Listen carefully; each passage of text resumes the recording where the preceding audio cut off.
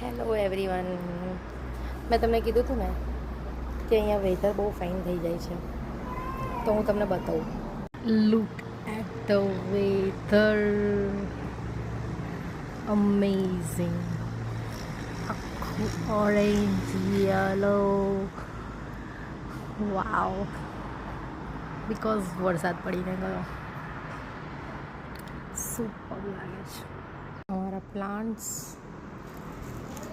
વેધરનો નજારો બાકી મલાવીમાં જ છે. Look at here, awesome. Here awesome weather છે. વેધરના હિસાબે મેં જમવાનું બનાવ્યું છે, રોટલા અને કઢી. Anyone want rotla and kadhi? Join. અમારા રોટલા, અમારી કઢી.